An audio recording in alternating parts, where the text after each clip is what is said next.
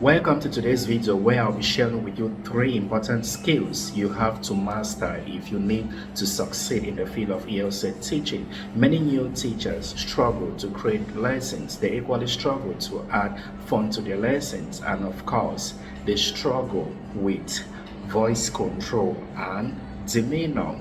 But what you fail to understand is that having a proper understanding of what you're teaching and knowing your own style will help your students love you. To learn more, I urge you to sit tight and watch this video to the end. To quickly begin, the very first skill you may want to master as a teacher is for you to be able to plan your lessons. You have to be able to draft a good lesson plan, and for you to be able to come up with a good lesson plan, you need to know how to look for materials. I need not mention that in the field of ELC, for you to get materials, you just need to go through the internet and check out ELC websites that offers free teaching materials. Another skill you may want to learn as a teacher in the field is for you to add fun into your lesson. If you are in Thailand, for example, there is this word sanok. In Thailand, it means having fun.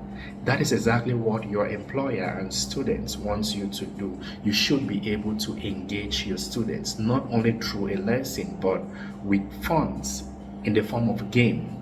There are a lot of games you can add into your lesson to make the whole class lively. For example, some of the classic games that many teachers use are Simon Says, Pass the Ball to the Music, or Music Chair, and of course, Guess the Word or Action. However, you can't just add game into your lesson without a purpose. You have to make sure that each game you incorporate into the lesson goes in line with a topic objective. For example, the game Simon Says usually goes in line with conversation topics like body parts.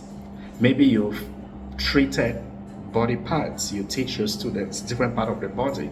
For you to do a review on this topic, you may want to use a game Simon Says by you standing in front of the class and telling the students what to do. Like Simon says, hold your ears, and the students should be able to hold their ears. Simon says, touch your head, and the students should be able to touch their head. So you can use this game to do review on a topic you must have taught.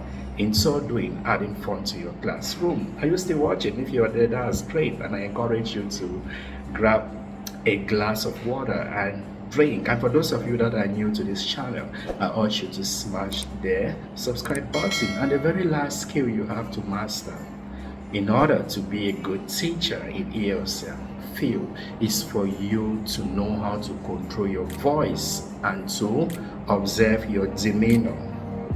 Your voice simply means how you speak. You should be able to speak loud and clear, not too loud and not too low, but your tone should be in a way that everybody can get you clearly, and you should be able to pronounce words clearly. Open your mouth and speak very clearly. Enunciate words. Do your best to learn the right pronunciations of words. You can do this by downloading an online dictionary into your mobile phone and try to listen to words that you may have doubts about. And you have to be careful with the pronunciation of words, because if you work in a school that prefers the American accent, they'll definitely want you to pronounce using an American accent. So you have to be aware of these things. There are other schools that will prefer the British accent. You have to be able to do this. What is important is for you to communicate clearly in a way that your learners will understand you.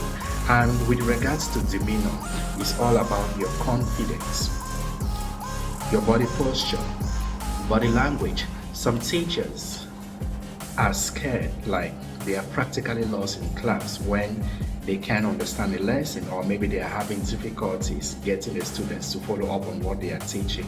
This is not good, because if you lose control, you're telling the students that you can teach, or you are not having the skill needed to handle that subject, and your students wouldn't respect you.